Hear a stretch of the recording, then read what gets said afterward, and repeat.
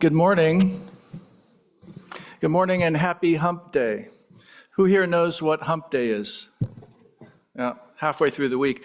In fact, we're halfway through ASEF.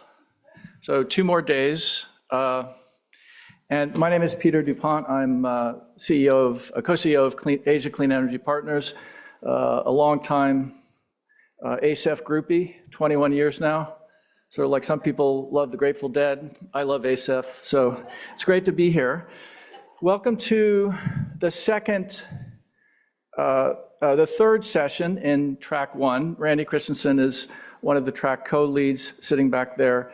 Thank you for this opportunity, Randy. This session is going to be awesome. It's on building security for sufficient energy systems and sustainable economic growth, okay? And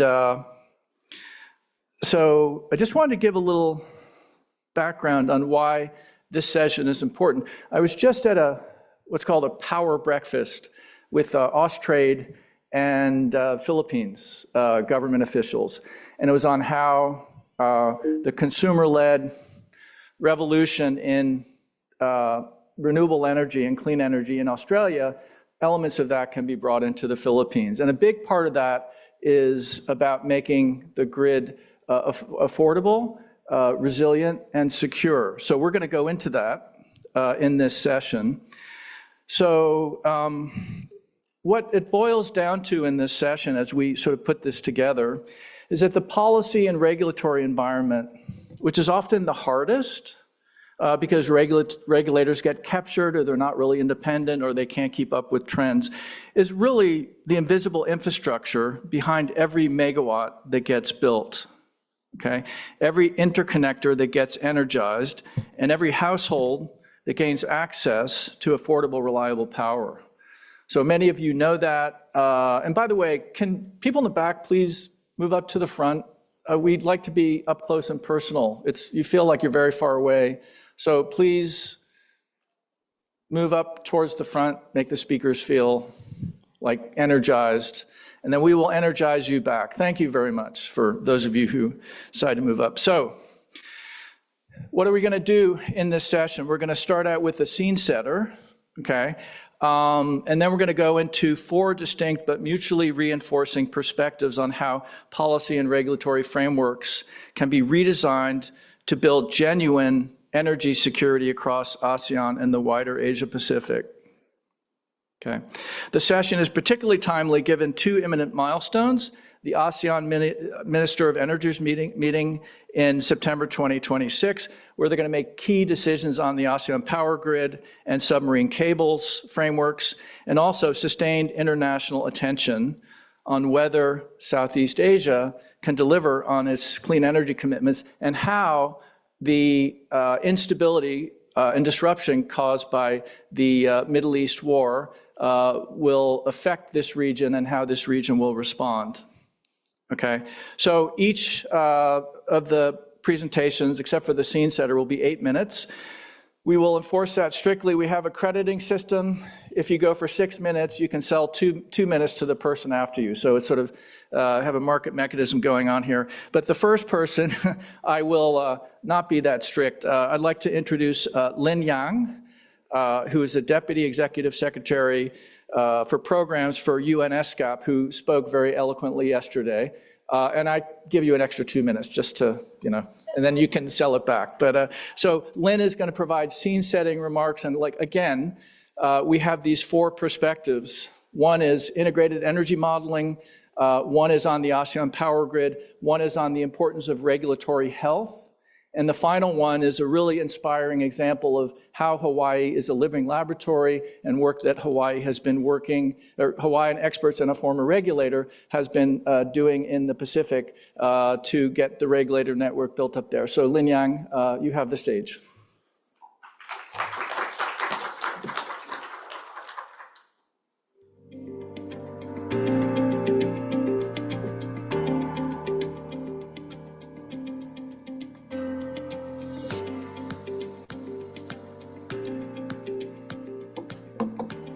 Good morning. Thank you, Peter, for the introduction. So I know I only have 5 minutes, I kind of feel yesterday probably I spoke too long, so I try to be brave today with only 2 points, actually. Number one is what we did and what we have been doing from ASCAP side. This is a very, very timely conversation.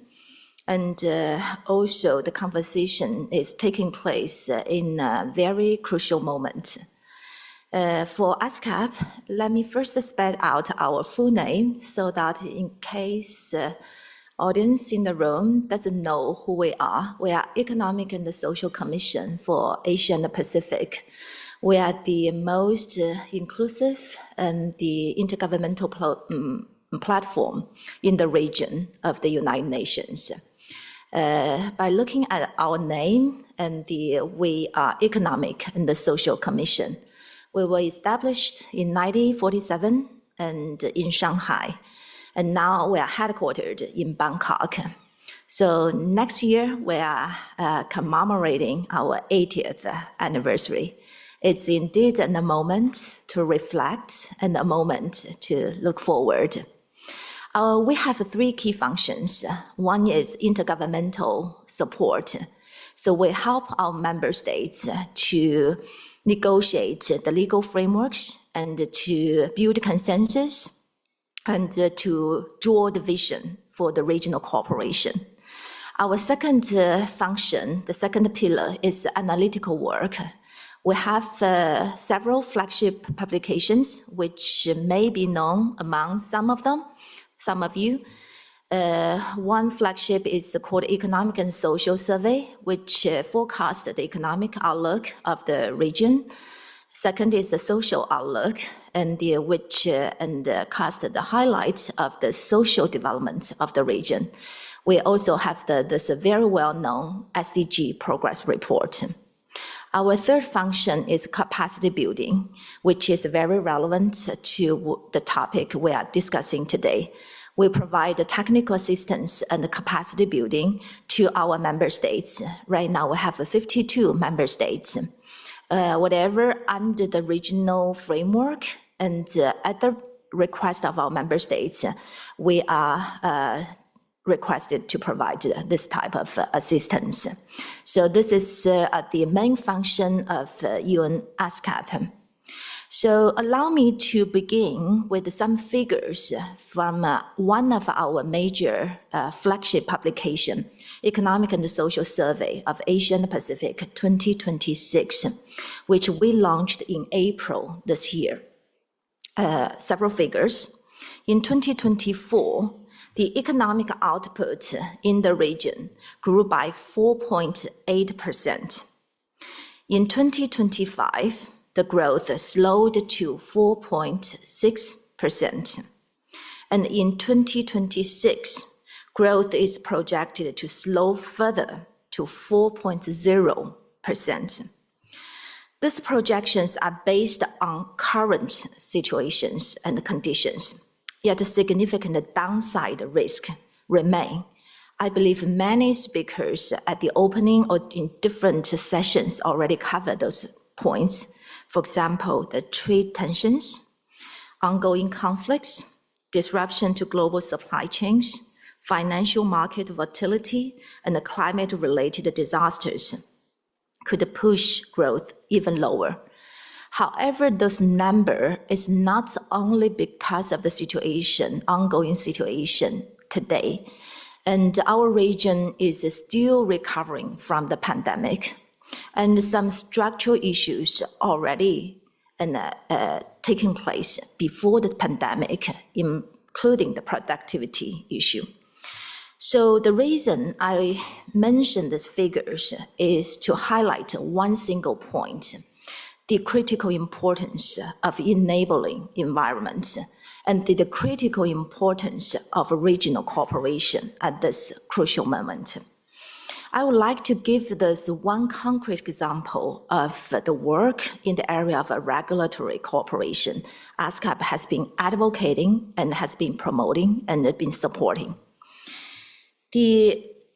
Last year, we worked with the ASEAN presidency, Malaysia, to initiate this school of regulations, establishment of ASEAN School of Regulation. The school was conceived as a platform to institutionalize regulatory capacity building, strengthen professional network among regulators, and support greater regulatory convergence across ASEAN. This work was motivated by a single observation, where the technical and economic benefits of regional power integration are widely recognized. Progress is often constrained by differences in regulatory frameworks, institutional capacities, and the level of readiness across countries.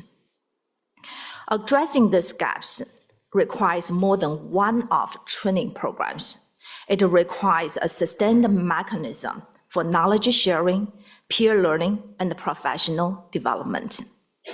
We are encouraged that ASEAN School of Regulation has gained strong support and attention from regulators across the region, and is now moving toward institutionalization. Importantly, its success is generating interest beyond Southeast Asia countries. In South and Southwest Asia, ASCAP is supporting discussions on strengthening the role of the South Asia Forum for Infrastructure Regulation as a regional platform for regulatory capacity development.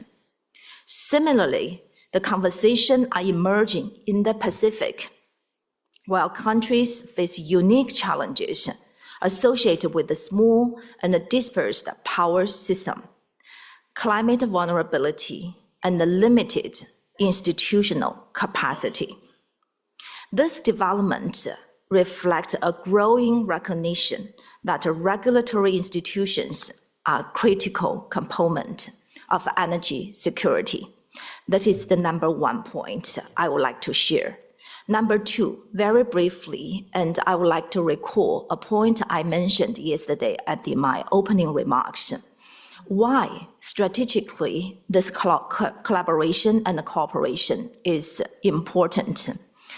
Because if we look at our region, and many of them are small and medium economies, so it's really a moment for us to think at this changing landscape. In the past, many of us are adapting to the rules set from outside. Now for the small and medium economies, can we create the rules by ourselves? It's no longer a matter of adaptation with this overall fundamental shift of the landscape. And it's a matter of creation. Regulatories, cross-border standard setting, and all of those offers an unprecedented opportunity, and to think together whether we can create the rules by ourselves and within from the region. So I pose this question here for further discussion. Regulatory cooperation has its cross-border nature. It's all about collaboration, cooperation, standard setting. So I hope today's conversation is just the beginning of the journey. We can take it forward and from the technical level to the strategic level, and leave this room with more thoughts going home to generate a wider discussion in our different communities and the groups. With this all said, I wish the conversation very productive and fruitful. Thank you so much.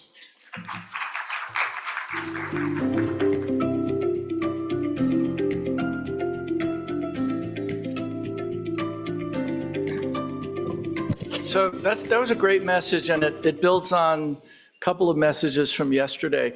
There's so much, in my view, division, especially things coming out of Washington, which tend to try to divide people instead of unite them.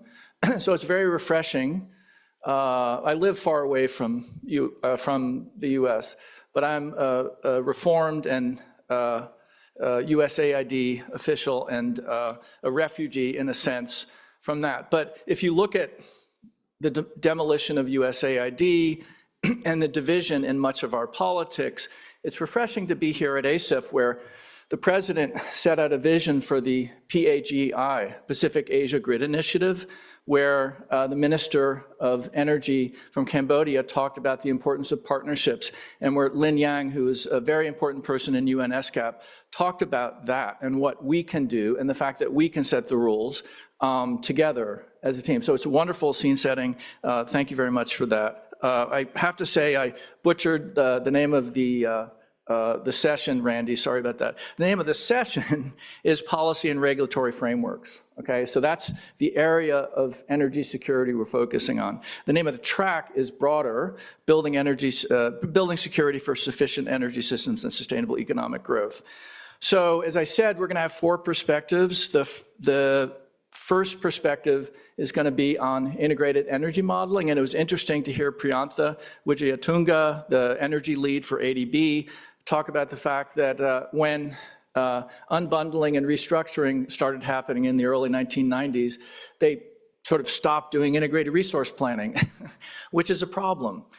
And he called for the need for more integrated energy modeling. And then we have a great speaker from Jakarta who's joining us. Her name is Ambia Abdullah. She's senior economist for the ASEAN Center for Energy. She leads the ASEAN Center for Energy's flagship publication, ASEAN Energy Investment Initiative, and she has leading a EU-funded 4-year decarbonization consortium called COMMIT, which you'll hear about, and she's got decades of experience in economics, econometrics, and modeling. So Ambia, you have the stage.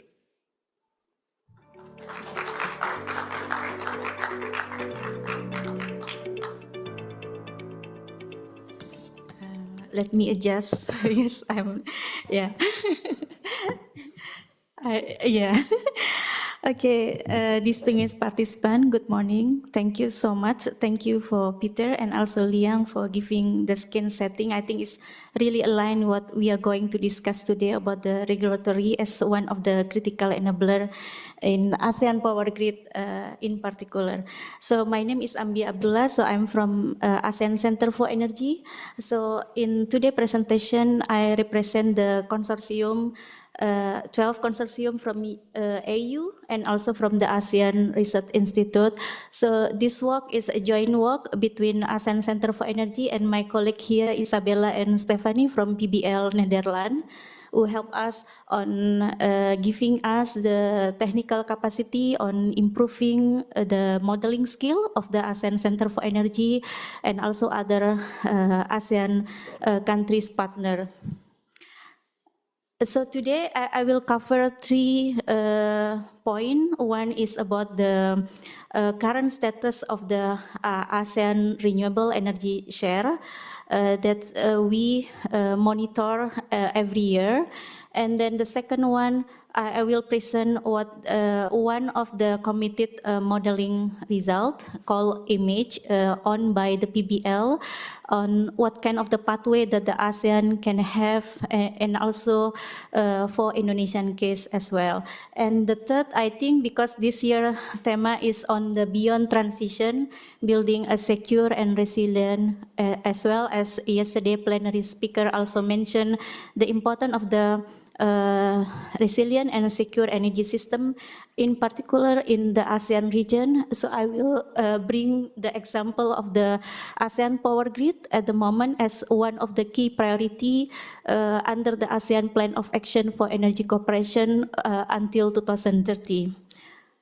So let me begin with explaining what's committed. Maybe it sounds new for some of you.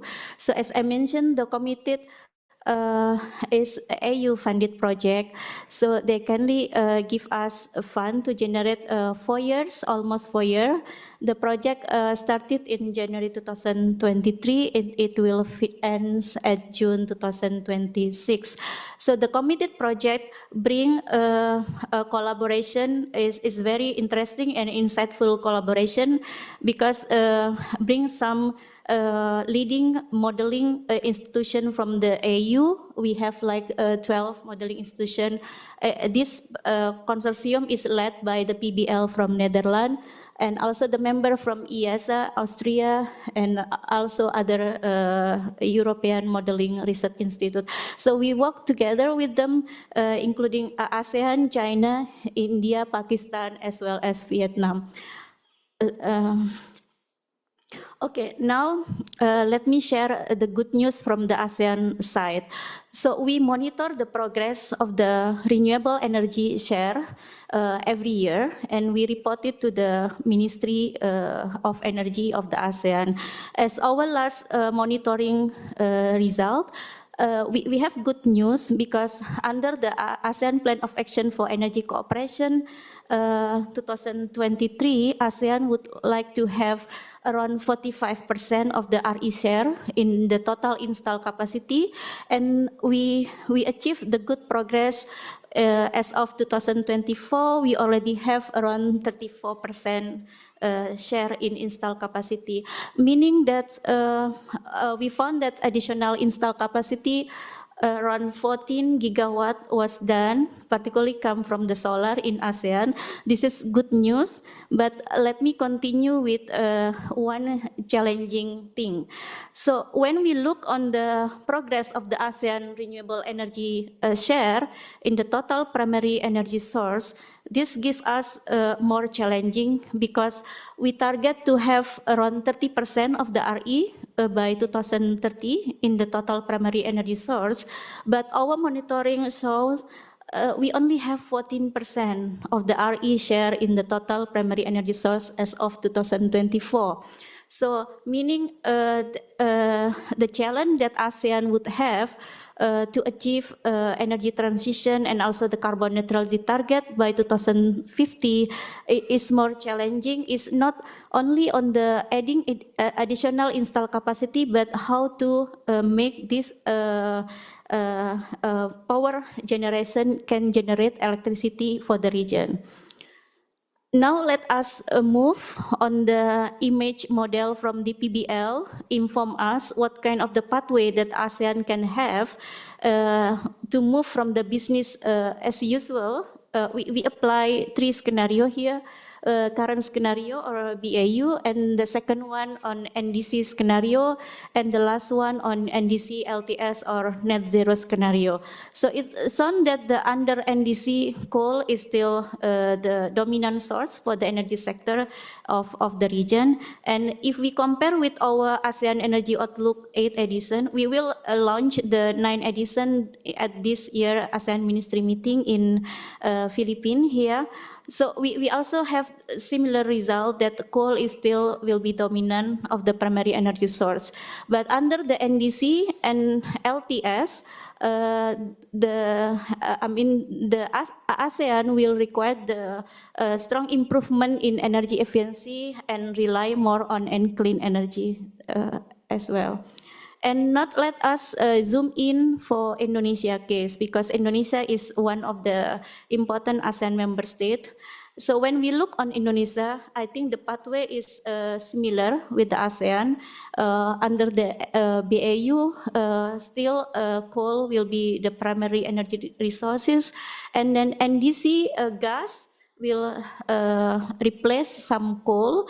But in Indonesian case, I think Indonesia has a huge potential of the bioenergy, and biomass will be one of the enabling among the renewable energy to achieve the NDC and net zero as well. Now, I think this is one of the most interesting topic. I think I heard a lot, I think since last year at the ministry meeting in Malaysia and continue this year. So this is based on one of our study called the ASEAN Master Plan for Integrated Power Study Plan. So for we call it AIMS. We have 3 phases of AIM. Phase 1 is focused more on capacity building, and phase 2 is focused more on regulatory, and phase 3 is we conducted study with the focus on preparing the market for multilateral power development trade across the region. So this is a good example because we identify about 18 projects for the ASEAN power grid interconnection that region hoping to have, and 8 already under operation, and we expect to scale the generation with having 6 future submarine interconnection that are currently under discussion at the Ministry of Energy meeting. And now I will bring you to the one successful case study of the ASEAN Power Grid. We call it like LTMS PIP Phase 1. LTMS stands for Lao PDR, Thailand, Malaysia, and Singapore. Phase 1. So this is a good example because under the Phase 1, we could able to achieve, we could able to trade around 100 megawatt of the power of the hydropower from Lao PDR to Singapore, and now we are finalizing the second phase, and we expect to have increase the trade capacity under this LTMS scheme to 200 megawatt in 2026. It's good to understand what make this project a success, but what kind of the challenges we still have at the moment. So the success factor are simplicity and political commitment, governance mechanism, as mentioned, like policy stability. I think in the last plenary session is one of the key enabler for this ASEAN Power Grid to work happen. But we still have challenges, especially on the technical capacity. That's I'm happy that here Liam from UNESCAP, we work together, and we have the ASEAN Regulatory School for technical capacity. Okay, so this is the 6 key takeaway, but I think I used my time already. So I would like to mention maybe 3 things. One is ASEAN achieved good on the track. Good track on the RE capacity, install capacity, but we need to work a lot still on the make sure how to achieve the RE share in the total primary energy sources. And we see the ASEAN Power Grid is one of our priority that we really put an effort right now, because we believe this ASEAN Power Grid could be ASEAN more benefit, especially in securing our energy demand and also building the resilient energy system in the coming decades. I think I stop here. Thank you so much.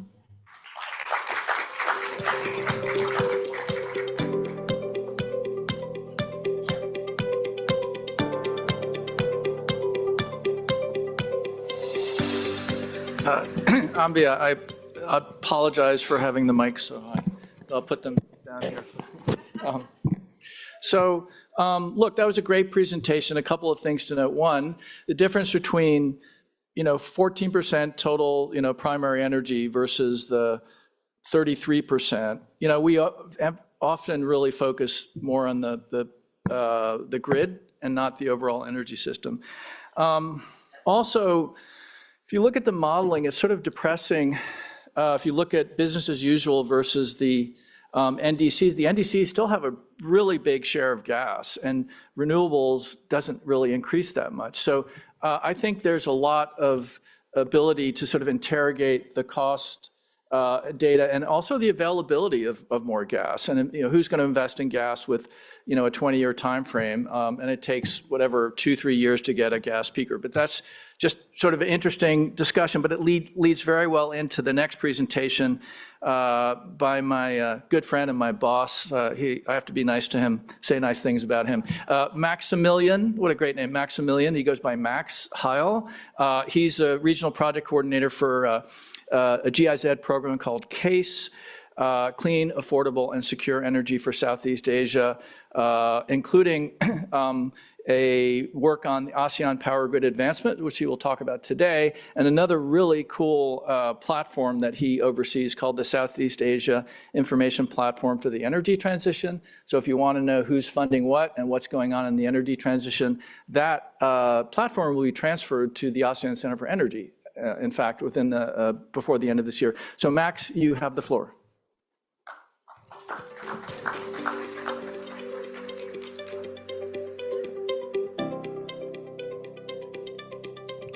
Thank you, Peter, and good morning, colleagues. It's a pleasure to be here and speaking on the powering security through integration and how to advance the ASEAN power grid. I saw there are also 2 other sessions this morning focusing on APG, so I'm also happy that Ambia also talked about it, and I can also elaborate a little bit how we are collaborating. So I really want to share how regional power integration can strengthen energy security in Southeast Asia and how the APG advancement program is helping to move the ASEAN power grid from aspiration to implementation. My presentation will cover 3 parts. First, a very brief introduction of the project I'm part of called CASE. Secondly, I will briefly introduce why the ASEAN power grid matters for energy security. And third, how the APG-AP is then supporting the next phase of regional integration. So let me briefly introduce CASE. CASE stands for Clean, Affordable and Secure Energy in Southeast Asia. It's funded by the German government via the International Climate Initiative. We support inclusive and evidence-based energy transitions in Indonesia, the Philippines, Thailand and Vietnam. And we also contribute on initiatives on the ASEAN level, specifically the APG. The consortium is led by GIZ, which I'm also part of, but the broader consortium includes partners like Agora Energiewende, New Climate Institute,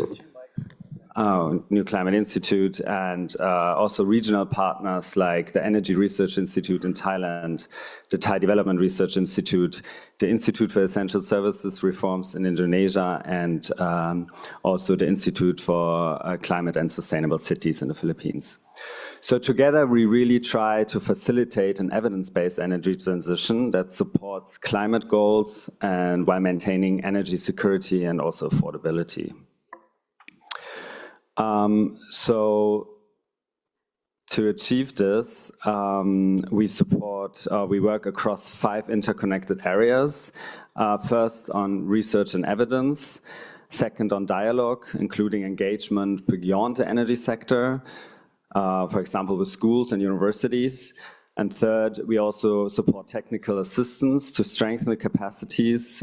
We also promote public discourse. And 5th, transparency and mapping, where also our knowledge platform is part of, which Peter mentioned.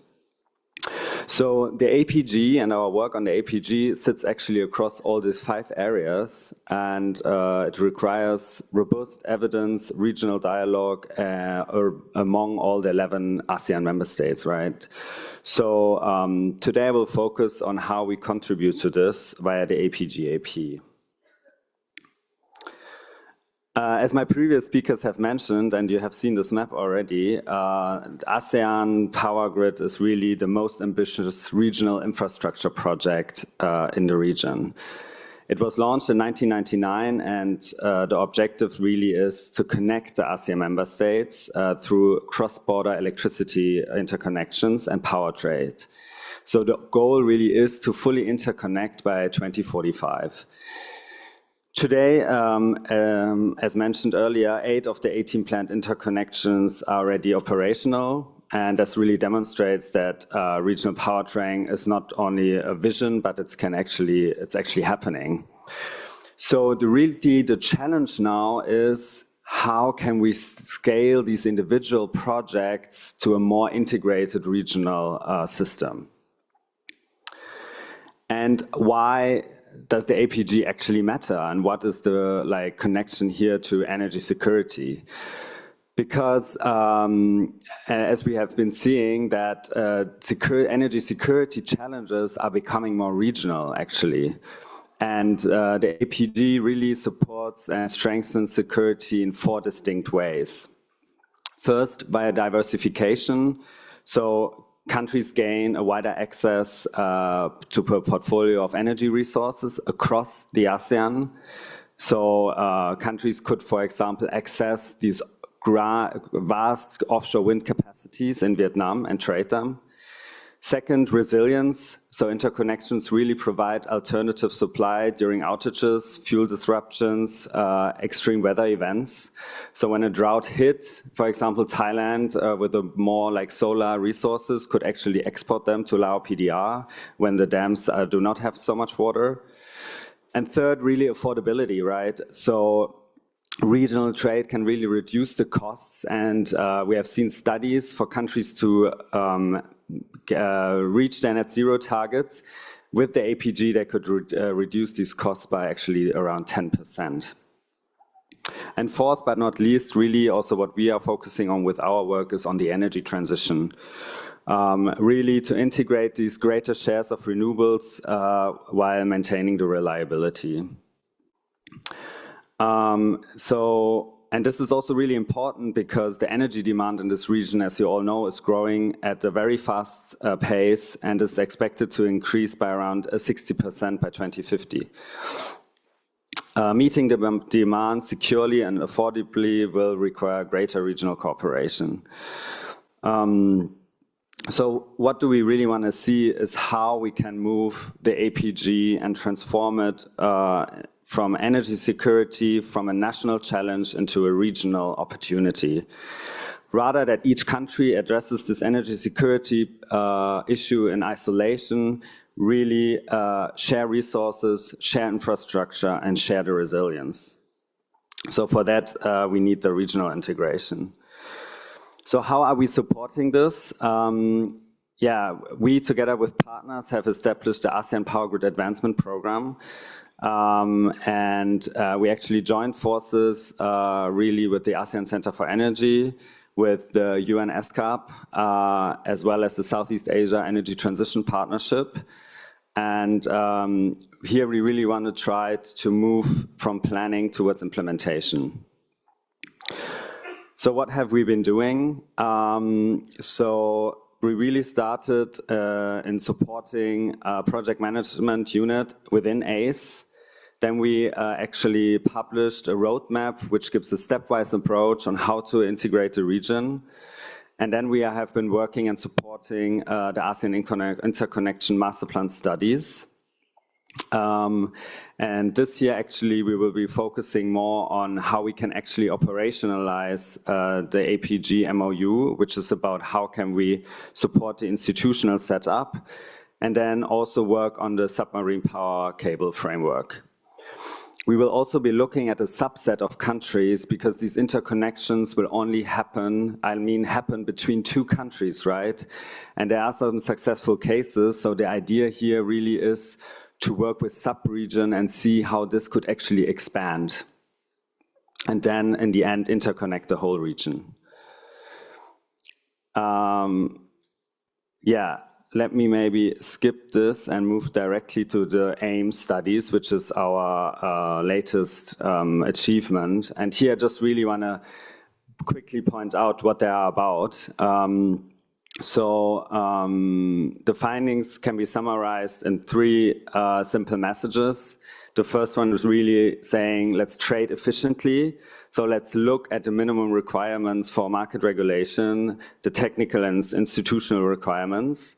The next one is really to say, let's plan together and establish a regional framework. And the last one is really to connect securely. So really looking at the minimum technical standards needed to interconnect. So taking these studies together, I think they can provide a really good foundation and also technical backbone to make electricity trade happen here in the region. Okay, let me conclude quickly with 3 key takeaways. First, energy security and regional integration are increasingly interconnected. Multilateral power trade can contribute to diversifying energy supply. Second, the ASEAN power grid actually provides benefits that go beyond electrification by strengthening resilience, affordability, and RE integration.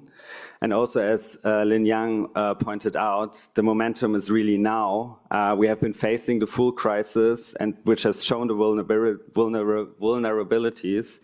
And this is just another case of why countries will be moving on to supporting the APG. So, yeah, I think that's it from my side. Thank you so much, and I look forward to the discussion.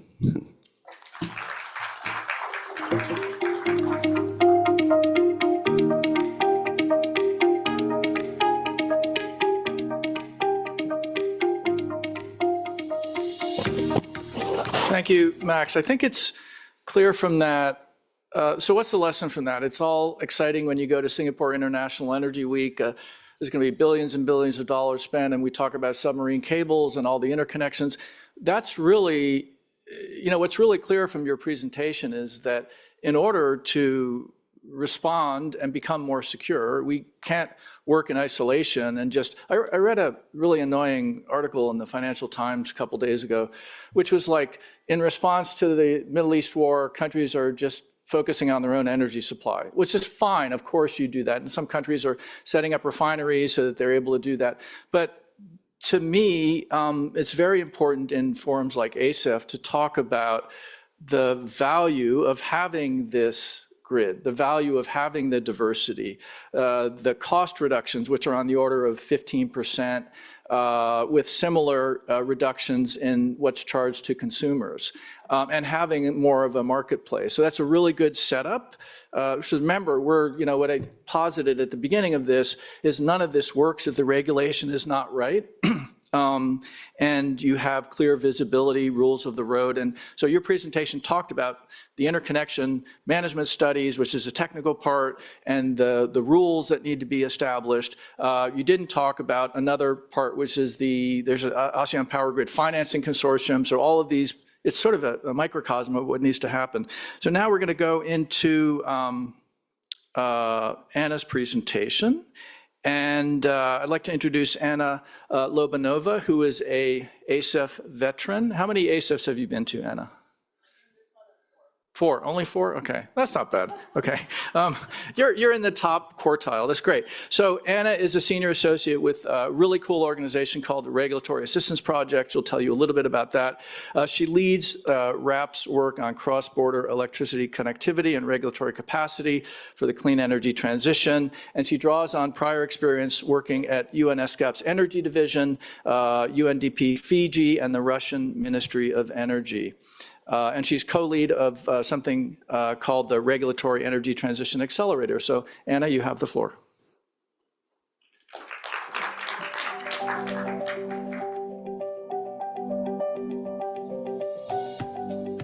Thank you, Peter. Good morning, everyone. And it's my pleasure to be here at ASEF, as always. And before we talk about regulation, let's step back a little bit. And tomorrow, the World Cup is starting, big event. Everyone likes football. And just let's think for a second about football. Imagine football without a referee, how the game would look like. And it's quite clear that the game wouldn't be the same because the strong players would dominate. And then it will be a different sport. And I'm not sure we will be that interested in that sport. So we have clear rules in football and many other games. So why we can't have clear rules in energy sector, as we should? And Ms. Lin mentioned in her presentation how important it is to have regulation, enabling environment. And today I also would like to talk about the organization which is responsible for this. And specifically, I would like to talk about regulators, because sometimes regulators, unfortunately, overseen, but it's important to talk about them, and it's important to have healthy regulators, that's how we call it. Because regulators are responsible for creating the environment which enables to move towards affordable and secure energy. And it creates enabling environment for the investors through clear long-term planning and setting clear rules for the future. And I believe we don't want to be like this dog, pretending that everything is fine when it's not. So let's talk about regulators and how we can empower them. And I represent Regulatory Assistance Project, which is actually not a project, but an organization. And we are an international think tank with more than 30 years of experience supporting regulators and policymakers to create enabling environment and to support energy transition. And together with Clean Energy Ministerial and our colleagues from UK government and Australia, we created a campaign which is called Empowering Regulators for Accelerated Decarbonization, which basically means that through this campaign, we support regulators to be stronger and to be able to respond to the challenges they face in current environment.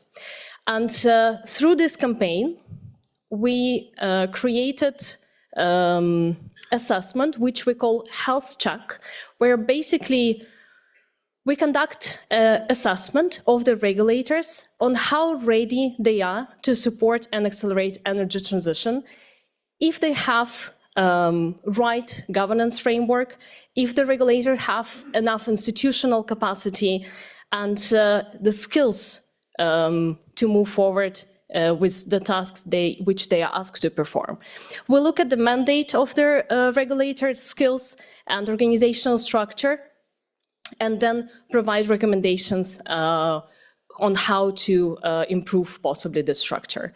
So we assess the regulatory institutional readiness, and then we provide recommendations on how to improve that. We'll look at different areas, and currently we have 2 countries where we conduct this health check. We just recently started our project, so we're also looking for volunteers. If you're interested to join the health check, please reach out, and later I will show how. But the key idea is that we assess the readiness of the regulator through looking on different areas, including if the regulator actually has a mandate to work on the issues which it's asked to do. Because we also see a big gap between the national goals established by policymakers and the regulators. And we try to reduce this gap by enabling regulators. We also look at the governance institutional structure. We look at the decision-making process, how much evidence is behind this decision-making process. We look at the health of the regulator. We look at the human capital, how the workforce planning is organized, if the regulator has trainings available for the staff to respond to new technologies and new challenges arising. We also look at the data management and regulatory instruments available for the regulator, if there are enough regulatory instruments to perform what they need to do. And we also look at how regulator connected to other stakeholders in the country, how they interact with consumers, how they interact with the government, with the utilities, if there is a dialogue. Because we also believe that it's important to have this constant dialogue between different stakeholders in the country to ensure the holistic approach towards creating the regulation for energy transition to ensure a secure energy system. We operate in a 7-step approach where we work jointly with the regulator to achieve the goals what we set. So we start with primary discussion, identifying the key goals. Then we work together through the process, and at the end, we provide external perspective on the challenges which I'm sure regulators know about themselves, but it's always good to have a look from the outside. And then we provide a clear prioritization of recommendations on what we think should be done first, we provide this recommendation in the concise format.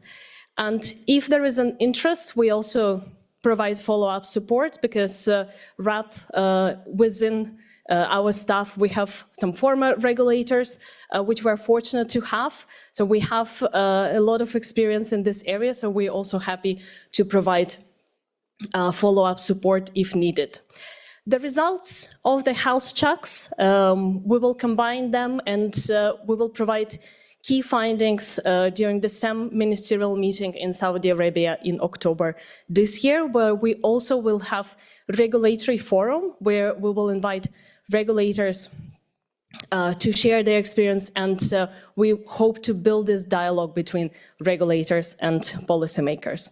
And as I said, if you would like to reach out to me and participate in the health check, you can either scan the QR code or just reach out to me directly.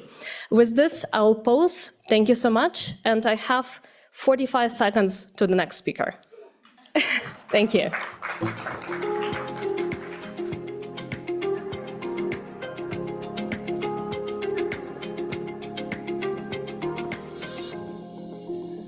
So clearly, people's propensity to speak does not overcome market mechanisms. We created it, for those of you who came late, we had a crediting mechanism. If you speak under 8 minutes, you can sell to the next person. We were in 5 minutes deficit before, so now if you go in, if you go in like 3 minutes, you could actually make a lot of money by selling back to the, yeah.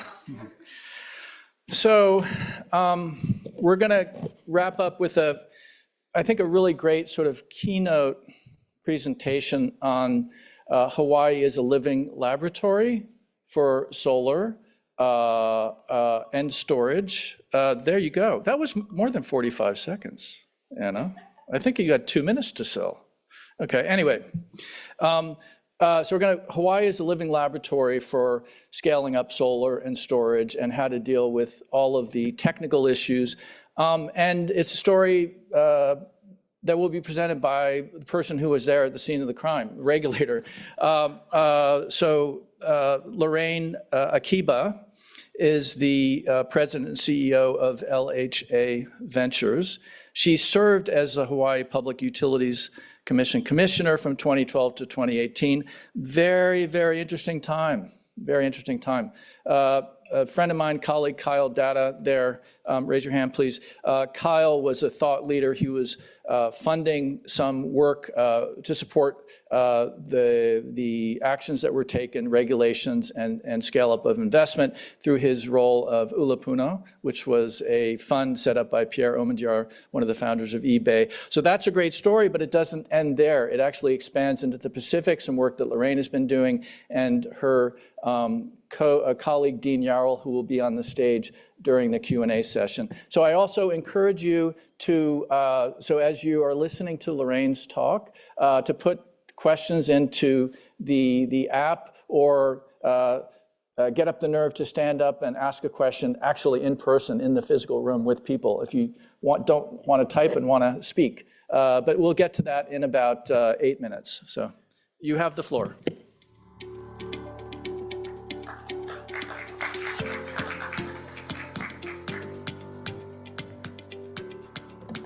Aloha, everyone.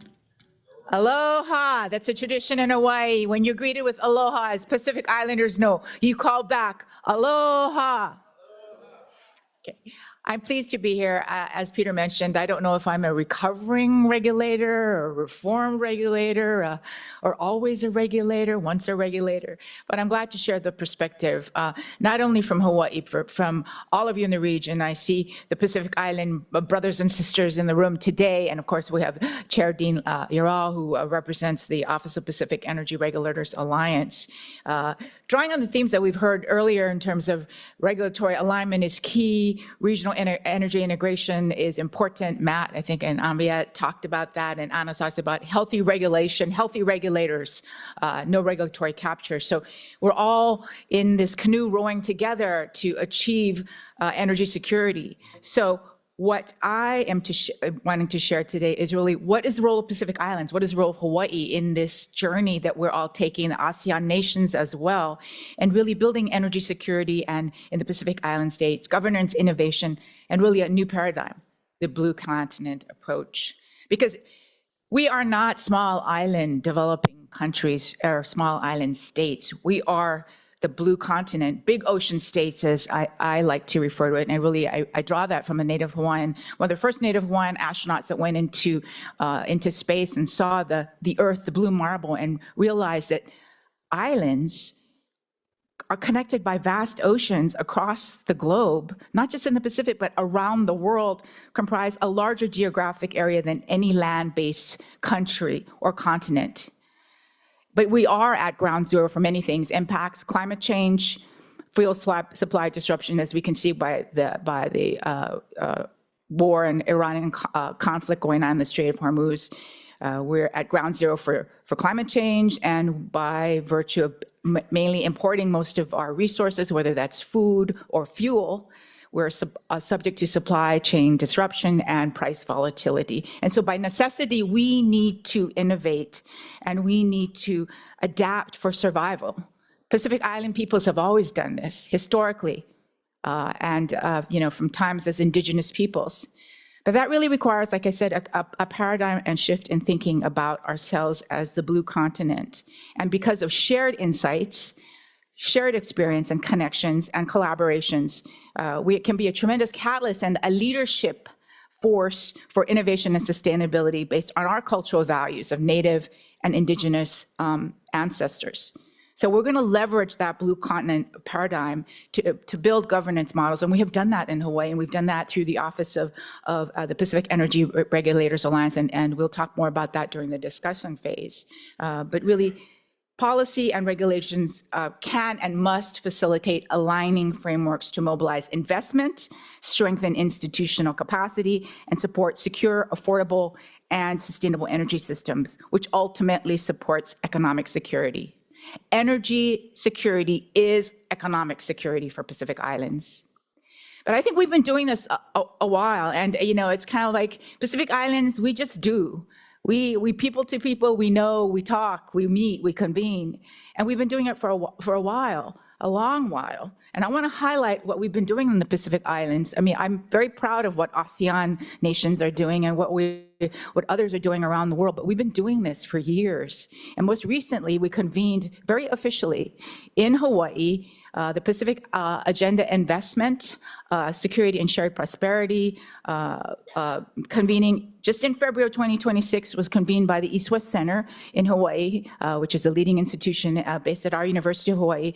And it was designed to advance viable investment across the Pacific Island regions, not just talking hypothetically, and big macro concepts, but really sitting down in a groundbreaking 3-day conference together with nearly 300 delegates, including heads of state of 16 Pacific Island nations, U.S. officials, of course, and most importantly, private sector executives for very detailed practical discussions on transitioning shared economic objectives into concrete outcomes for long-term regional stability and economic progress. And heads of state came together, their teams came together to talk specifically about these items.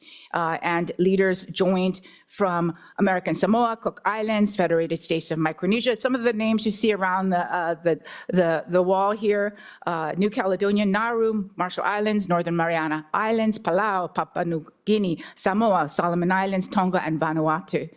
We were in a room making a difference.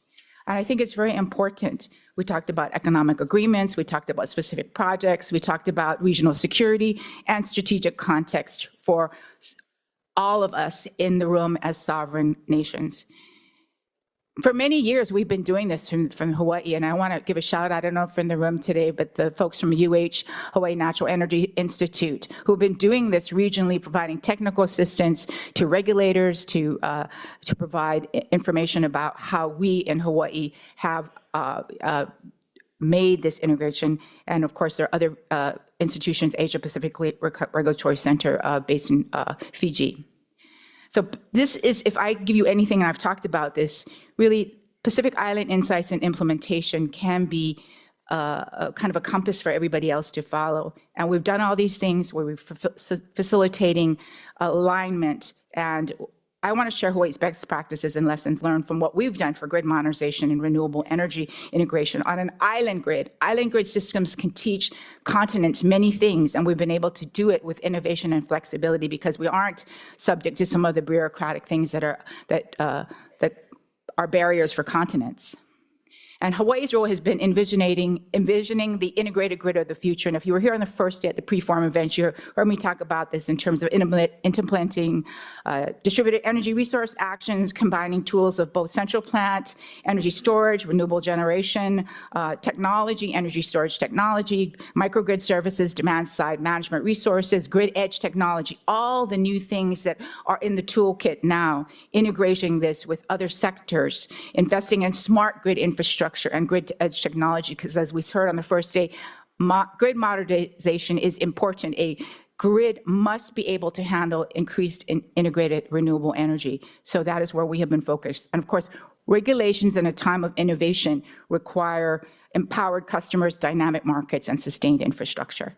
So this is what we've done. Mandates in our state for 100% renewable energy and decarbonization, which has spurred integrated grid planning. We talked about integrated resource planning. We've been doing this, and we've been sharing our lessons learned and our best practices with our brothers and sisters from the Pacific Islands. I want to talk about the different Pacific Island collaborations and regional initiatives. I'm not going to read the slides because you'll have these, but UHH&EI has been working on Asia-Pacific energy assessment programs among all these islands to develop comprehensive energy system assessments regarding energy transition strategies, policy, regulation, technology options. We've been doing things in development of battery energy storage systems in various 11 Pacific Island countries, energy and regulatory technical support for Fiji's utility through partnership with UHH&EI and the Pacific Power Association, who I know whose members are here, energy and regulatory support for Palau's energy transition, and of course, Papua New Guinea's electrification partnership activity. I want to end on something that's very important because I think we have shared the knowledge. Our role as a big sister to our other Pacific Island countries.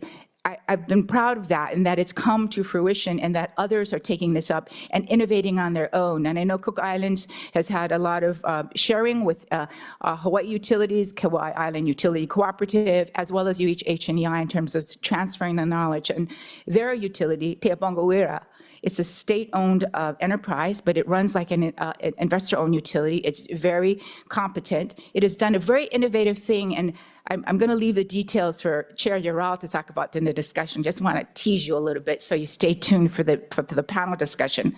But basically, there's an innovative means by which outer islands, there's very small islands of Cook Islands. I don't think if you knew that there are 15 islands in their island chain, many of which have less than 500 people on the island, and that's a big challenge. But they've figured out a partnership between central government and local government to enable capital investment for rooftop solar on schools and allowing towers to be local with central subsidization through the Commonwealth Enterprise System.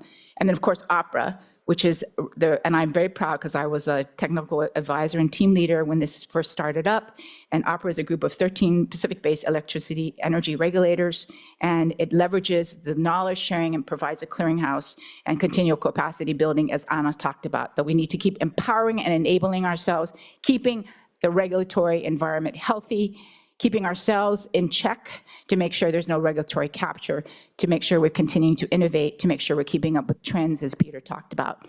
So on that note, I challenge all of you to stay here for the discussion. Just a quick show of hands, how many are regulators in the room or recovering regulators or work in ministries and policy? Don't be shy, raise your hand. Okay, we're among each other. Okay, on that note.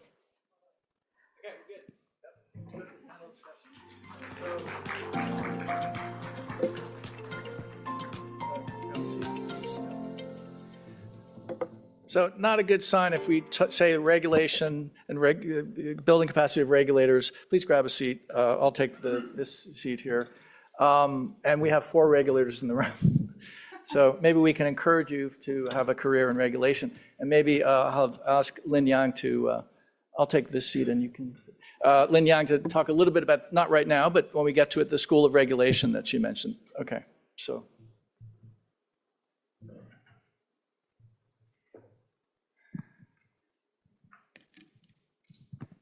Okay, so welcome to the Up Close and Personal panel. We'll try to make it fun, fast-paced, exciting. We'll start with someone who's been suspiciously quiet. Dean Yarl was a co-author of that presentation and co-collaborator and an unreformed regulator, as I understand it. Could you introduce yourself and sort of maybe talk a little bit about Opera, because that's an amazing success stories. The membership and sort of momentum has been building over the past few years. Yeah, thanks, Peter, and thanks to everyone for tuning up to this very important discussion.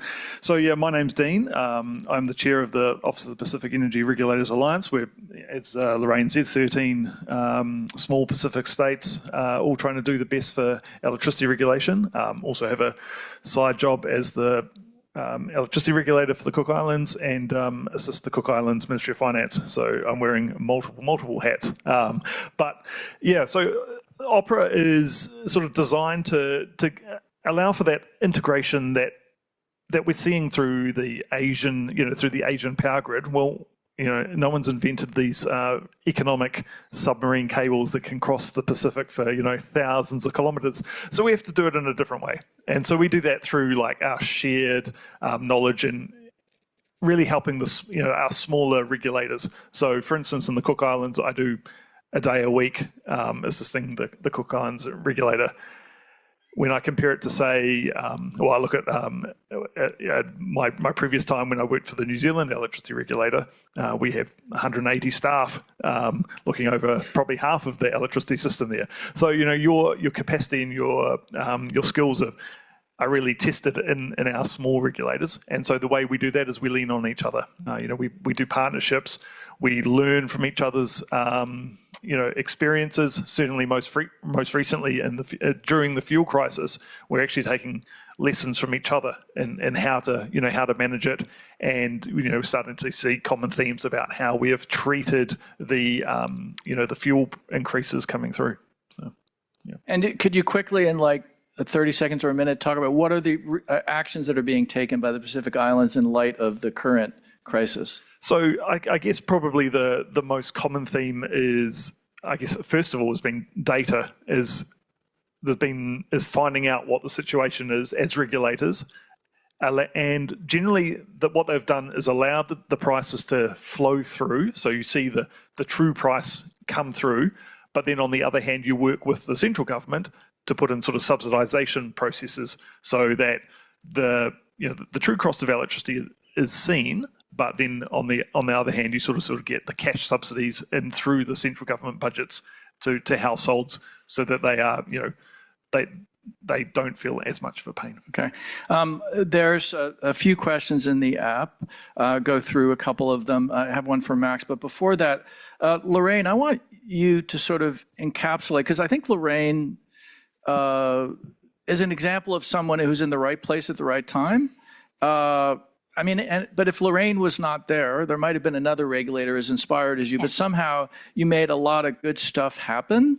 Could you just describe, because I sort of want to get over this myth that the grid will break if you have 30 or 40 or 50% renewable energy. The death spiral. Just like in 1 minute, what is the status of the grid now? You don't have this big ASEAN power grid to draw from. You're doing it island by island. Maybe just go over that. Well, I think it's important that we are doing it island by island. When you have a massive grid, there is a lot of flexibility in terms of an excess market capacity. You can take your excess energy and not curtail it. You can trade across borders and therefore then allow for financial health for the utilities that are involved in that, whether it's at the bulk power system or the distributed system.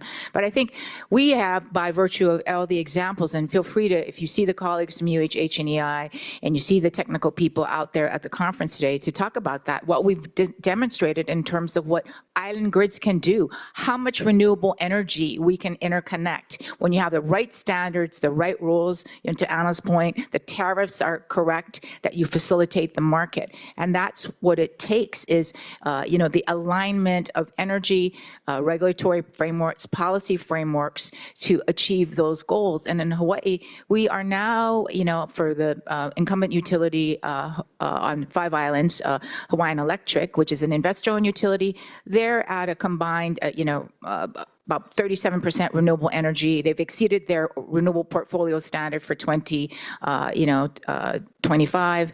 They're on their way to 100% renewable energy and 100% decarbonization. And the little Kauai Island Utility Cooperative runs 85 to 95% on renewables, primarily solar and storage, and energy storage is a part of that toolkit, as well as we engage in integrated grid planning, integrated resource planning. That is a must as part of the regulatory toolkit. So these are the things, these are the components that make for a healthy ecosystem, and it's been demonstrated and proven, and it basically debunks a lot of the myths about the death spiral. Very powerful, and sort of necessity is the mother of invention, because but it wasn't apparent. I mean, Kyle knows more about this than I do, and maybe some of you do, but I remember reading articles about distribution circuits, were sort of breaking down. There was like a lot of solar rooftop being put in, and we couldn't be managed, and it was managed. And kudos to you for that. So Max, there's a question in the app here about what is your perspective on overcoming national policies for local content? Big issue, right? Local content, which present barriers to regional integration using the current Singapore-Indonesia cable negotiations as an example. And you can use other examples, but that was referred to the Singapore-Indonesia cable. Yeah, sure.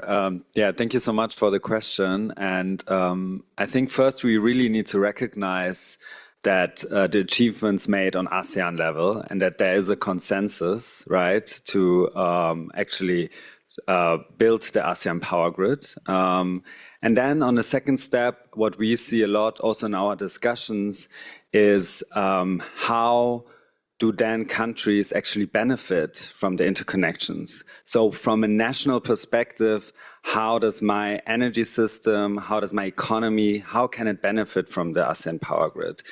And that's also a question actually we really want to look into. And we also want to, especially in the 4 countries we are working in, to see what it means to interconnect for the specific countries. Because I mean, the benefits are quite clear from a macro perspective, as I have pointed out today, specifically concerning also energy security, going into diversification, resilience, and decarbonizing your grid.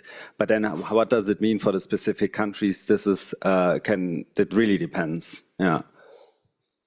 Yeah, I assume that question was focused more on the kit that's involved in the interconnections and transmission, but there's also another aspect, which would be domestic content regulations for producing the clean energy equipment, such as batteries and electric vehicles and things like that. And like Thailand has been flooded. It's actually great if you're a consumer in Thailand. You can buy a state-of-the-art BYD or Great Wall Motors car for about $20,000 that is better than a Tesla. But that has led to the decimation of the Thai auto industry, because they agreed to allow Chinese electric vehicles imported into Thailand with no import duty. So they're actually undoing that now and putting in domestic assembly requirements. So here's a question to anyone who dares to take it. What is the ideal energy mix ratio for energy security? Okay, for non-renewable sources, for nations that don't have a lot of renewable resources, solar dominant nations, and run-of-the-river dominant systems. So like different countries have different, so what would be sort of an ideal or a different set of ideal mixes going forward for energy security? If I may start? Yeah. Thank you. It depends. Very short answer. But basically what I'm trying to say is that it depends on your national context. You need to look at your strengths, you need to look at your weaknesses, you need to look at, because when we talk about renewables, yes, some countries may not have hydro, for example, but if we look at the prices, and latest ARENA reports shows that prices for solar, for wind, they are going down significantly. And the situation which we have now is not the one which we had 10 years ago when we started talking about expanding renewables. So it's much cheaper, it's much more efficient to have renewables now than before. And coming back, it very much depends what regulation you have in your country. If you allow flexible demand, if you allow selling back to the grid, how it's organized within your country, how much incentives you have for the investors to come inside your country.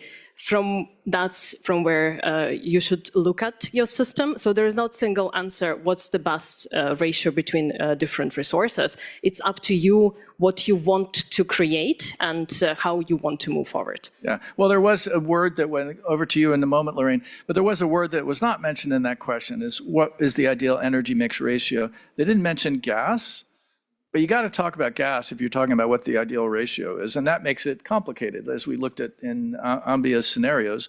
The NDC scenario for ASEAN has as much gas as the business as usual.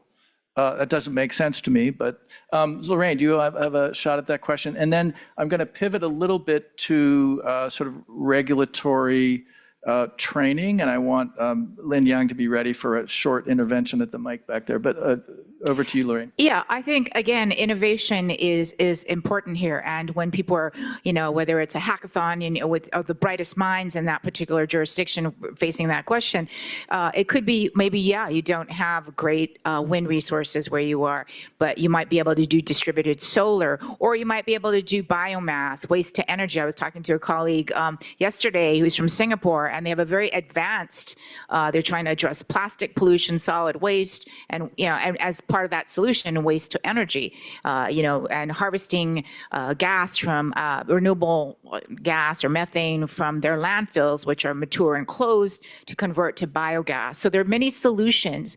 I think that we have to get out of the traditional paradigm and think out of that box. And while I know that many countries are looking at, building new nuclear capacity or building other gas capacity, it's weighing the cost burden of that. How does it affect, from a regulator's perspective, affordability, and how quick will that infrastructure, I think for the ministries and those who are in the energy policy agencies, how quick is that really going to come online? And who will that employ? And what kind of workforce do you need? So it's problem solving, but I have confidence that we have bright people in the room. We have bright people in our countries. We can do it. But it's using the tools you have. Look at what you have. I always think of that. Was that movie, the Apollo, was it 13, the one where they were stuck in space and they had to figure out how to get them back? Yeah, bad luck number 13. Yeah. Right? We can do it. So you look at the resources in your toolkit, innovate with those resources. And I use Singapore as an example because they don't have a lot of the other natural resources that Hawaii is blessed with. It could be geothermal, it could be other kinds of heat. I don't know. But there are different mixes you can think about and innovate and do.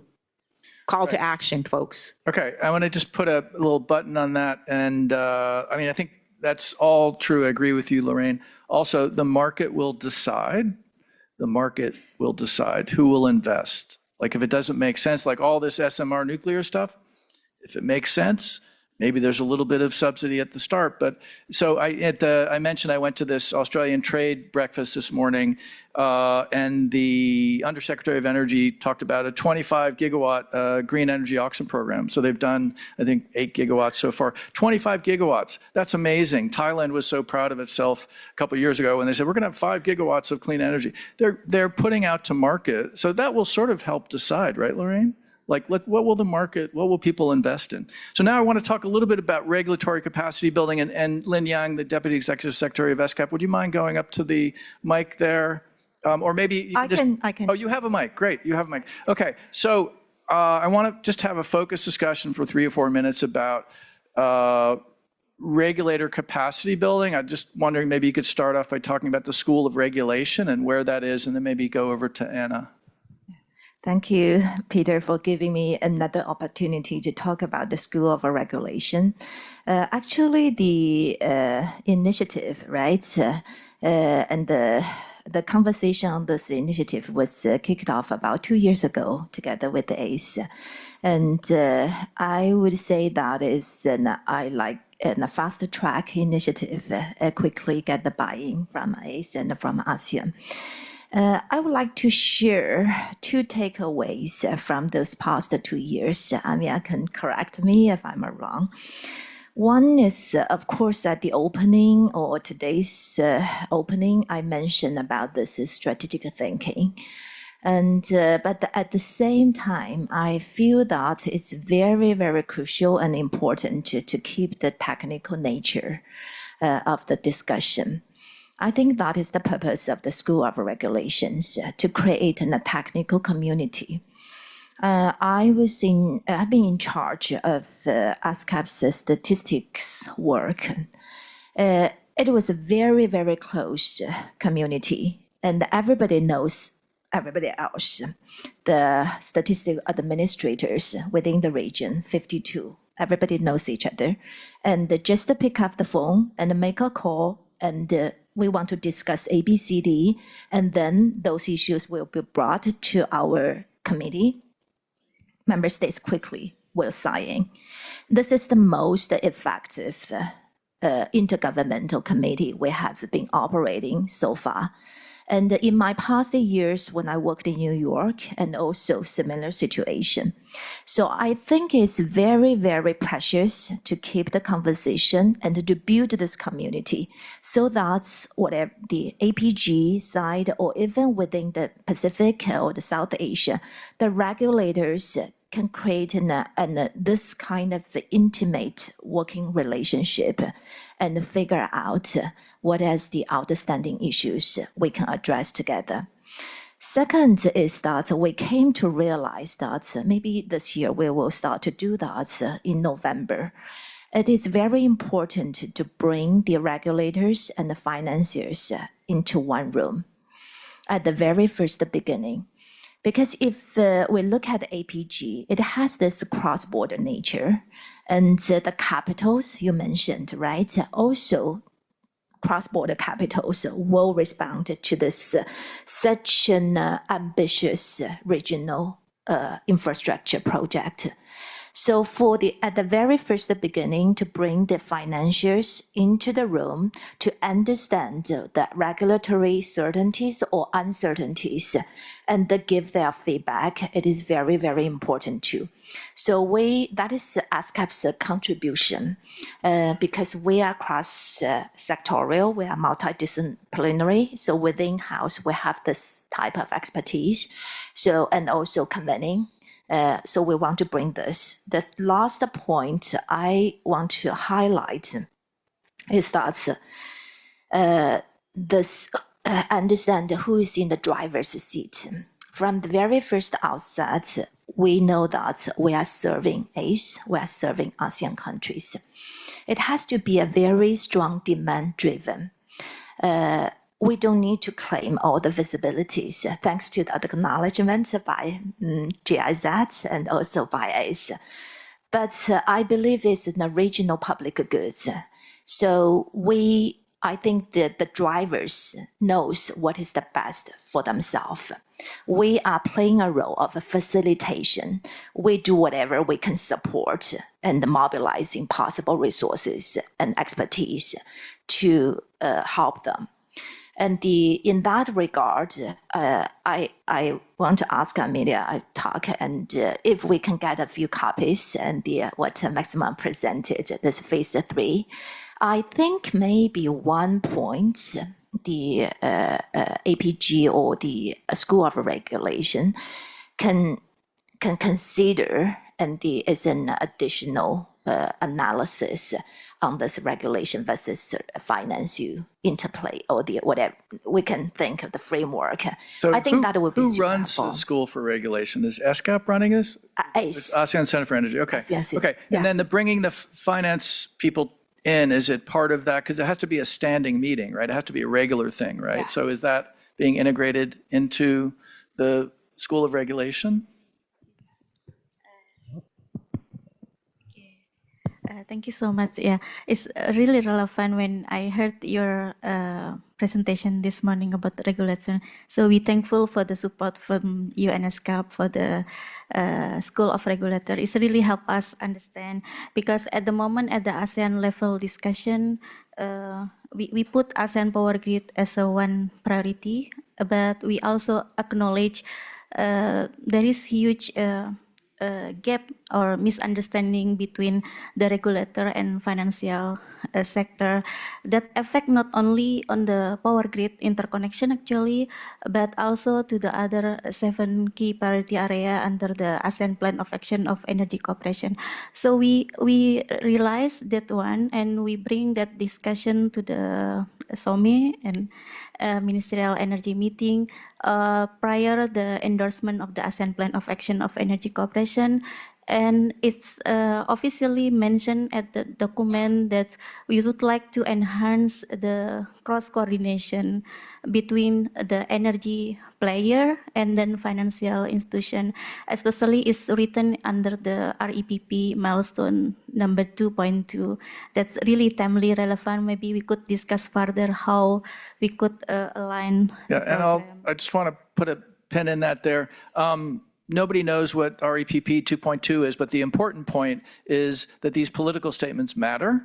They do matter, and they can lead to action and to basically people taking up. So thank you very much. Anna, do you want to weigh in, given that you have worked a lot on international connectivity, sort of grid connection issues in your previous role at ESCAP, and also a lot with regulators, including now? Thank you, Peter. One thing I would like to respond to, you mentioned that market will decide. Market will decide if you let it do it. That's why you need regulation which empowers market, which empowers this decision to be made. And in this sense, it is important to have political decision, which is true. And it's great to see ASEAN moving forward with its political decision. But also it is important so that the regulators are able to respond to that political decision and create environment enabling this trade and enabling market being decisive, as you mentioned. And we see this not only within ASEAN context, and I was very lucky working in other regions as well, and it's a similar story. Of course, first you need to have a political will, and it's important to do that, but also it's important to create enabling regulation around that so that the actions could be made. Okay, I have a couple. We're going to go 5 minutes into your coffee break. I apologize for that. So if you're a coffee fiend and you're starting to have the jitters, if you can wait 5 minutes, it'll be a great 5 minutes. Okay, so I just wanted, thank you for unpacking that, because I did said the market would decide, but I didn't talk about, so we know that Lin Yang is a caffeine addict. Bye. But I did say that, okay, I did not talk about the work in the Green Energy Auction Program for the guidelines and the sort of the parameters that they put into the bidding, because you can't just have bidding for anything anywhere. It has to be sort of situated. So we have a question. This is probably above most of our pay grades, but it's a really great question. And maybe Lorraine, since you don't live in this region, you can answer this question. At the ASEAN summit in May, ministers acknowledged the benefits of the APG, but failed to deliver concrete timelines and cooperation mechanisms. What's lacking? How can it be pushed as a priority? Who wants to take that? You can take it, Max, if you want. Because everyone's talking about it. And so, I mean, that's the question from somebody in this room. Yeah, actually, if you look at the agreements, there are some concrete timelines, right? And as I mentioned also, the aim and the goal is to integrate and interconnect by 2045. And then this is also related to the question or to the statement I made earlier. So there are some countries in the region really thriving the APG because they have also understood how they are benefiting from it. And then there are others which may like in between and still need some more convincement, right? Need to be convinced. So that's why it's, and there are also, of course, many different interests. And as we know, the markets here in the region are very heterogeneous, right? We have like some single buyer systems and liberalized markets. So how do you agree there on some minimum standards that you can then actually trade electricity? So these are very big questions. And that's why I'm happy I'm here with all the regulators on stage because, yeah. If I may add on this, It is true that within the region, you may have different energy systems and different regulatory systems. And here, I think is a great example of South African power pool, where they keep the national system and they build the layer on top of that, which allows trading without going into national circumstances. Because sometimes it's important to learn from each other, but sometimes we look at the European example, yes, it's very integrated, and maybe we don't need to go all the way there. Maybe there could be another way of creating, and that's why I think African example is an interesting one to have a look, and it allows not going deep into national circumstances, but allows to create a layer on top. Just a quick question, what is the sort of size of the power pool related to the overall size of the grid? I imagine some small... No, it's similar to ASEAN size. No, the power pool in South Africa. So they're trading, they have a certain amount is for power pool, and but it's what do you mean when you say it's not? There's basically a bunch of bilateral or long-term PPAs in place in the country also, right? Correct? No, they try to avoid bilateral trade. They try to go on a market basis trade when they trade among countries. But at the same time, they keep national circumstances when it comes to the organization of power sector inside the country. Got it. So last question, we'll leave you with this for food for thought. This would be an interesting one for you, Lorraine, and maybe others. What are the key regulatory considerations that are needed as the portion of renewable energy increases significantly in the energy production mix? So that's a big question, but maybe sort of top 3 or 4 things. If you were a regulator, say in Indonesia or something, and the share of renewable energy is going to be going up. So what are the key things you would want to have in place? So both maybe Anna and Lorraine could take a stab at that, and then we'll go to coffee. Flexible demand, enabling flexible demand, enabling selling back to the grid, and don't being shy with your regulation. And you can leapfrog. You don't need to go all the steps on changing your system. And there are great examples all around the world on how to do that. And what would some components of flexible demand be, like battery energy storage systems, vehicle-to-grid integration, forecasting? Maybe you could hand it to Lorraine to wrap up. Data management and transparency is a big component. You need to know what happens at each moment of the time. Yeah, many other things. No need to do everything at the same time. It could be step by step. But don't be shy. Okay. I think when you get to a high, amount of renewables, it's really making sure you enable usage of other things, and we've heard that throughout the days here at ASEF. In addition to allowing grid edge technology, the newest technology tools, energy storage, vehicle to grid, electrification of transportation can come into that for those advanced jurisdictions where you have a lot of renewable. Instead of curtailing that solar or wind, utilizing it for other processes or for decarbonizing and helping other sectors.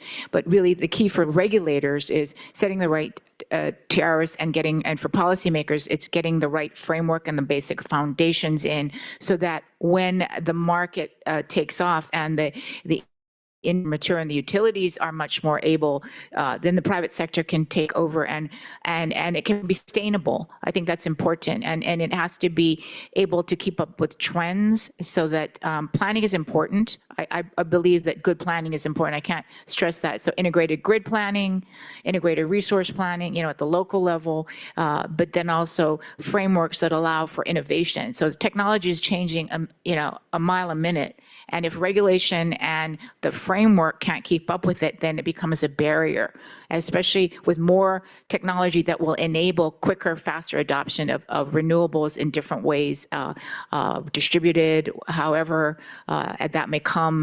But in Hawaii, everything now, energy storage is a must, whether that's utility scale or behind the meter, customer sited C&I residential energy storage. And I think we've proven that case. We've demonstrated that case example, and it is happening. So regulators need to get out of the way once you facilitate.